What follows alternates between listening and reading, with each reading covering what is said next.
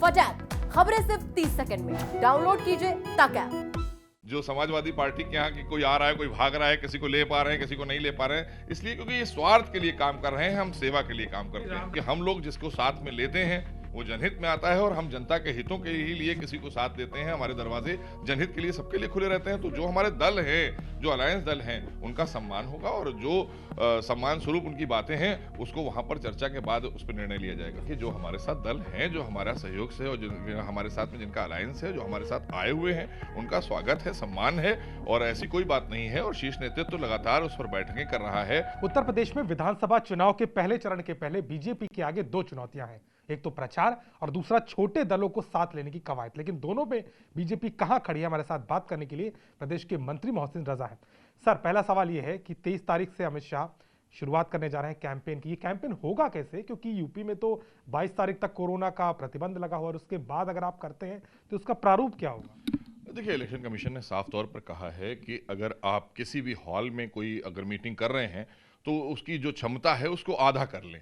तो आपके पास में ऑप्शन है, कहीं पर भी अगर कोई भी आप प्रोग्राम करते हैं तो उसके लिए गाइडलाइन जारी की गई है माननीय चुनाव आयोग की तरफ से, उसका हम अनुपालन में ही काम करेंगे। क्योंकि हम लोग कभी भी संविधान और गाइडलाइन के बाहर नहीं जाते हैं, क्योंकि भारतीय जनता पार्टी की यही विशेषता है कि हम अपने संविधान में भी विश्वास रखते हैं और जो कोविड की गाइडलाइन है उसके तहत हम काम भी करते हैं और लोगों को भी यही संदेश देना चाहते हैं। किस शक्ल में होगा? क्या एक सभा को संबोधित करेंगे, रोड शो भी कर सकते हैं, कैसे उसको आप? नहीं, देखिए, मैंने कहा ना कि जो कोविड की गाइडलाइन है उसके तहत ही कोई भी चीज प्रचार से रिलेटेड अगर होगी, जो माने हमारे अमित शाह जी करेंगे, वो कोविड के निर्देशानुसार ही होगी, कोविड के पालन के थ्रू होगी। तो वो सारी चीजें आपके सामने आएंगी। क्योंकि हम लोग जो है ना, हमने कहा कि हम कोविड को लेकर चिंता कर रहे हैं। आज 150 करोड़ से ज्यादा लोगों को हम कोविड का टीकाकरण कर चुके हैं। उत्तर प्रदेश में भी टीकाकरण कर चुके हैं। लगातार माननीय मुख्यमंत्री, देश के यशस्वी प्रधानमंत्री आदरणीय मोदी जी लोगों से आह्वान कर रहे हैं कि आप लोग टीकाकरण करा लीजिए और सुरक्षित रहिए,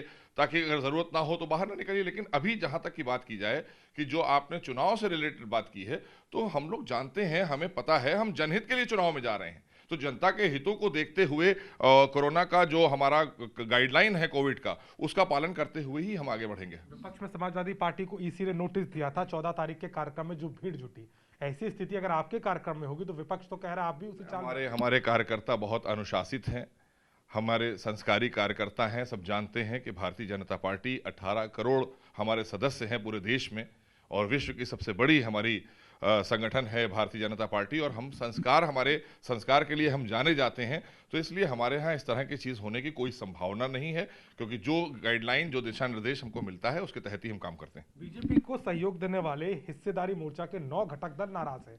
वो कह रहे हैं कि उनको हिस्सेदारी नहीं मिल रही। कल बैठक भी हुई और ऐलान इस बात का हो रहा है कि अगर हिस्सेदारी नहीं मिली तो बाहर चले जाएंगे। क्या पिछड़े छोटे नेताओं की जरूरत नहीं है बीजेपी? नहीं, देखिए, जो हमारे साथ दल हैं, जो हमारा सहयोग से और हमारे साथ में जिनका अलायंस है, जो हमारे साथ आए हुए हैं, उनका स्वागत है, सम्मान है और ऐसी कोई बात नहीं है। और शीर्ष नेतृत्व तो लगातार उस पर बैठकें कर रहा है और सारी चीजें वहीं से तय होंगी। और मुझे लगता है कि कोई चीज में किसी तरह का कोई भेदभाव या मतभेद नहीं आएगा, क्योंकि हम लोग जिसको साथ में लेते हैं वो जनहित में आता है और हम जनता के हितों के ही लिए किसी को साथ देते हैं। हमारे दरवाजे जनहित के लिए सबके लिए खुले रहते हैं। तो जो हमारे दल हैं, जो अलायंस दल हैं, उनका सम्मान होगा और जो सम्मान स्वरूप उनकी बातें हैं उसको वहां पर चर्चा के बाद उस पर निर्णय लिया जाएगा। इसमें देरी आखिर क्यों हो रही? क्योंकि पश्चिम उत्तर प्रदेश में भी हमने देखा कुछ सीटें छोड़ी गई हैं, किस सहयोगी दल के लिए अभी तक पता नहीं है। तो क्या अभी नेगोशिएशन अलग अलग सब्जेक्ट्स, अलग अलग इश्यूज होते हैं।